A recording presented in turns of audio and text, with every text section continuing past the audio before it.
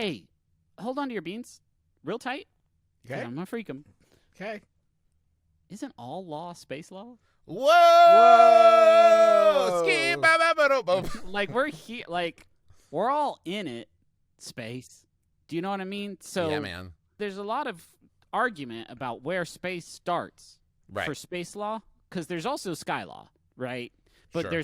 there's obviously some sort of permeable barrier there between sky law and space law. It's called But the really, atmosphere. Yes, go on. Right, but if I'm on a rocket ship and I kill one of my fellow astronauts at, like, in the ionosphere, like, whose jurisdiction is that in?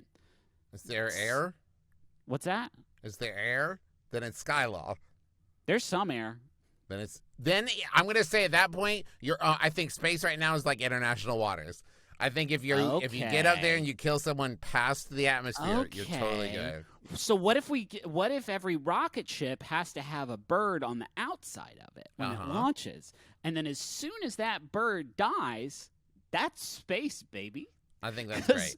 Because birds love sky, but they True. hate space. And this may be the only way that we can really tell where one starts and one. As long as we're doing that, Griffin, let's cover our whole bases. Bird at the front, right? And some kind of land animal at the back. So that way we know as soon as it goes from ground law to sky law, where it's just like, oh, okay, that fox died. Okay, I don't know why you picked a fox, but okay, we'll go on with fox.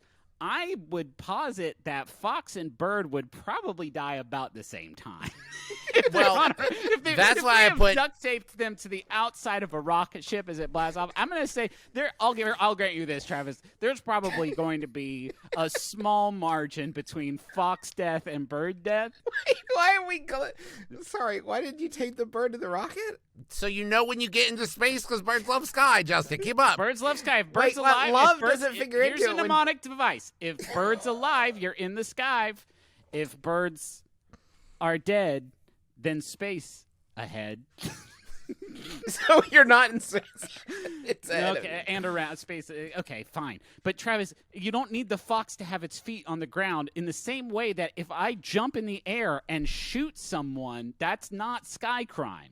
That's what I'm saying. There's going to be a certain amount of distance where the fox is going to be like, I can still see the ground. It's totally cool. Maybe that's it. It's when the fox starts freaking out. You're in sky. You're in the sky. Yeah, that's as long as the fox remains calm. Can we still Earthfall. I think that the fox will be fairly upset by being taped to a rocket. That's base level. Obviously, Justin, that's your new base level.